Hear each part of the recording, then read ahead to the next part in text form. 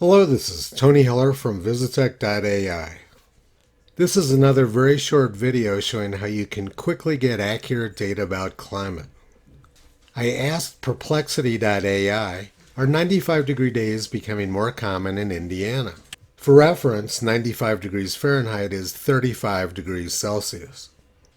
Perplexity answered, yes, 95-degree days are becoming more common in Indiana and are projected to increase significantly in the future.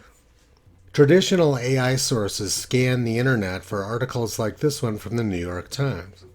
The New York Times shows and predicts a large increase in the number of hot afternoons in Indiana. The New York Times article is referring specifically to 90-degree days rather than 95-degree days, but the pattern is pretty much identical. However, NOAA's National Centers for Environmental Information show a sharp decrease in the number of hot afternoons in Indiana. The problem that traditional AI has is that it trusts journalists rather than looking at actual data. So let's look at the actual data by going to my website, app.visitech.ai. This is what the website looks like for subscribers. I'm going to issue a command by clicking on the scroll wheel of the mouse, speaking into the microphone, and then clicking the scroll wheel one more time when I'm done talking. All days over 95 degrees in Indiana.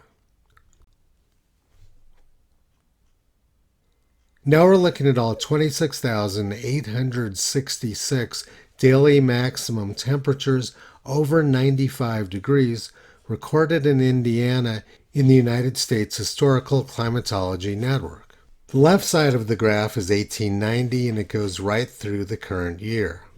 You can see that there used to be a lot more 95-degree days in Indiana and that the hottest days were much hotter. For example, on July 14, 1936, it was 114 degrees at Shoals, Indiana. Note that the actual data looks essentially identical to the NOAA graph of 95-degree days for Indiana. It used to be much hotter there.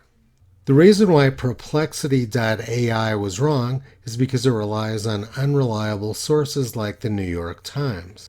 But at VisitTech.ai, we work with actual data. I'm going to show you a few more features of VisitTech before I finish up this video. First, I want to make the points larger on this graph. Point size 2. Now you can see very clearly Indiana's hot past. I'm going to click on Indiana's hottest day and see where it is on the map. The hottest temperature in Indiana occurred at Shoals, which is now shown in red on the Google map. Let's take a closer look at that station by issuing the command map. Map. You can see that the thermometer at Shoals is located in a nice rural location, and we can take a closer look at it with Google Street View. And we can use the mouse to look around the neighborhood. Let's look at a different state now. All days over 95 degrees in Missouri.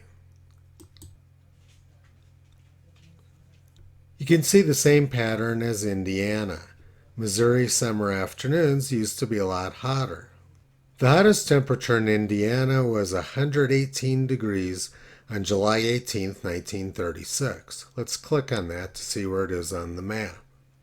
You can see now that Lamar, Missouri is marked in red and it's over on the western side of the state.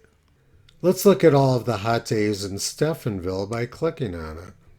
Now the red line on the graph shows temperatures in Stephenville. Let's click on Caruthersville.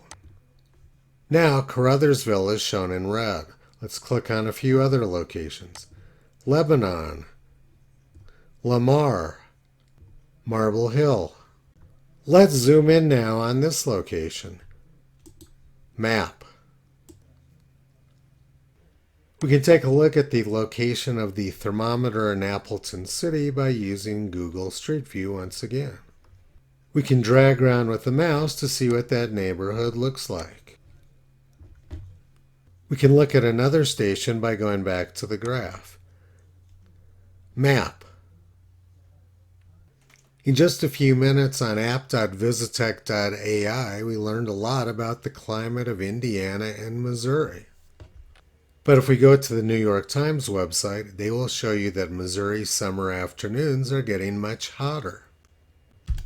And then artificial intelligence picks up on the misinformation being printed by the New York Times and parrots it back to the people using it. If you want real analysis of climate data or any other type of data, go to app.visitech.ai. Our analytic AI uses actual data and doesn't rely on misinformation it finds on the internet. In this video, I've just shown you a very small subset of the features we have available in our app. We're adding new features all the time and want to bring the value of analytic AI to people all over the world.